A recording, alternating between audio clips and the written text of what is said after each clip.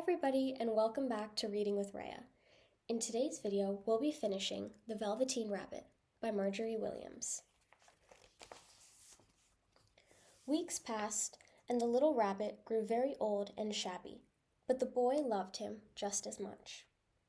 He loved him so hard that he loved all his whiskers off, and the pink lining to his ears turned gray, and his brown spots faded. He even began to lose his shape, and he scarcely looked like a rabbit any more, except to the boy. To him, he was always beautiful, and that was all the little rabbit cared about. He didn't mind how he looked to other people, because the nursery magic had made him real, and when you are real, shabbiness doesn't matter. And then, one day, the boy was ill. His face grew very flushed, and he talked in his sleep, and his little body was so hot that it burned the rabbit when he held him close. Strange people came and went in the nursery, and a light burned all night, and through it all the little Velveteen Rabbit lay there, hidden from sight under the bedclothes, and he never stirred, for he was afraid that if they found him, someone might take him away, and he knew that the boy needed him. It was a long, weary time, for the boy was too ill to play, and the little rabbit found it rather dull, with nothing to do all day long. But he snuggled down patiently and looked forward to the time when the boy should be well again. And they would go out in the garden amongst the flowers and the butterflies and play splendid games in the raspberry thicket like they used to. All sorts of delightful things he planned, and while the boy lay half asleep, he crept up close to the pillow and whispered them in his ear. And presently the fever turned, and the boy got better. He was able to sit up in bed and look at picture books, while the little rabbit cuddled close at his side. And one day they let him get up and dress. It was a bright, sunny morning, and the windows stood wide open. They had carried the boy out onto the balcony, wrapped in a shawl, and the little rabbit lay tangled up among the bedclothes, thinking. The boy was going to the seaside tomorrow. Everything was arranged, and now it only remained to carry out the doctor's orders. They talked about it all, while the little rabbit lay under the bedclothes, with just his head peeping out, and listened. The room was to be disinfected, and all the books and toys that the boy had played with in bed must be burnt. "Hurrah!" thought the little rabbit. "Tomorrow we shall go to the seaside." For the boy had often talked of the seaside, and he wanted very much to see the big waves coming in, and the tiny crabs, and the sand castles. Just then Nana caught sight of him. "How about this old bunny?" she asked. "That?" said the doctor. "Why, it's a mass of scarlet fever germs. Burn it at once. Get him a new one. He mustn't have that any more." And so the little rabbit was put into a sack with the old picture books and a lot of rubbish, and carried out to the end of the garden behind the fowl house. That was a fine place to make a bonfire, only the gardener was too busy just then to attend to it. He had the potatoes to dig and the green peas to gather, but next morning he promised to come quite early and burn the whole lot. That night the boy slept in a different bedroom, and he had a new bunny to sleep with him. It was a splendid bunny, all white plush with real glass eyes, but the boy was too excited to care very much about it. For tomorrow he was going to the seaside, and that in itself was such a wonderful thing that he could think of nothing else. And while the boy was asleep, dreaming of the seaside, the little rabbit lay among the old picture books in the corner behind the fowl house, and he felt very lonely. The sack had been left untied, and so by wriggling a bit, he was able to get his head through the opening and look out. He was shivering a little, for he had always been used to sleeping in a proper bed, and by this time his coat had worn so thin and threadbare from hugging that it was no longer any protection to him. Nearby he could see the thicket of raspberry canes, growing tall and close like a tropical jungle, in whose shadow he had played with the boy on bygone mornings. He thought of those long, sunlit hours in the garden. How happy they were! and a great sadness came over him. He seemed to see them all pass before him, each more beautiful than the other, the fairy huts in the flower bed, the quiet evenings in the wood when he lay in the bracken and the little ants ran over his paws, the wonderful day when he first knew that he was real.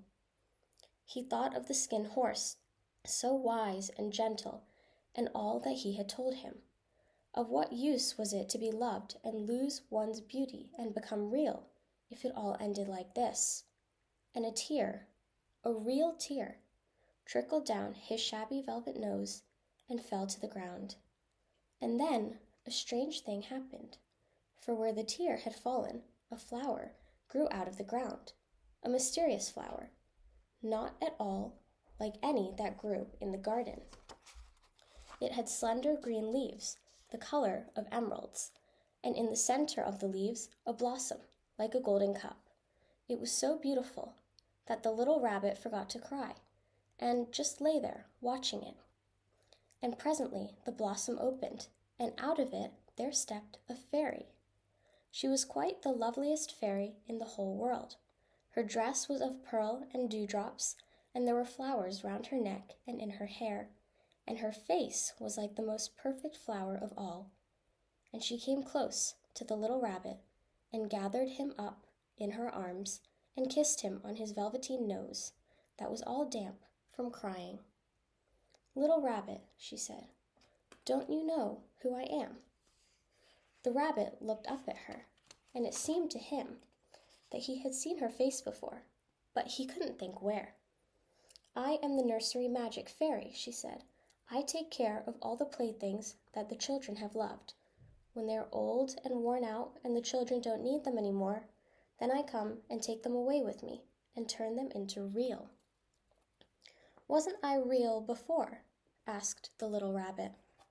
"You were real to the boy," the fairy said, "because he loved you.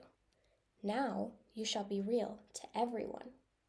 And she held the little rabbit close in her arms and flew with him into the wood.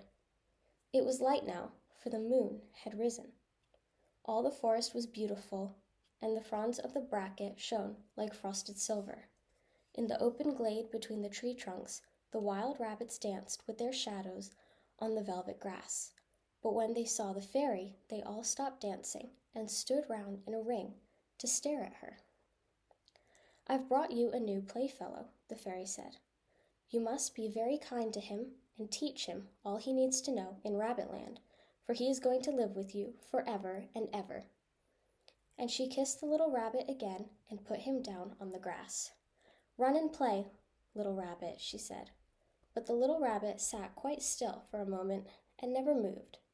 For when he saw all the wild rabbits dancing around him, he suddenly remembered about his hind legs. And he didn't want them to see that he was made all in one piece. He did not know that when the fairy kissed him, that last time she had changed him altogether. And he might have sat there a long time, too shy to move, if just then something hadn't tickled his nose, and before he thought what he was doing, he lifted his hind toe to scratch it. And he found that he actually had hind legs. Instead of dingy velveteen, he had brown fur, soft and shiny. His ears twitched by themselves, and his whiskers were so long that they brushed the grass. He gave one leap, and the joy of using those hind legs was so great that he went springing about the turf on them, jumping sideways and whirling round as the others did. And he grew so excited that when at last he did stop to look for the fairy, she had gone. He was a real rabbit at last, at home with the other rabbits. Autumn passed, and winter, and in the spring, when the days grew warm and sunny, the boy went out to play in the wood behind the house. And while he was playing, 2 rabbits crept out from the bracken and peeped at him. One of them was brown all over, but the other had strange markings under his fur, as though long ago he had been spotted, and the spots still showed through. And about his little soft nose and his round black eyes there was something familiar, so that the boy thought to himself, "Why, He looks just like my old bunny that was lost when I had scarlet fever.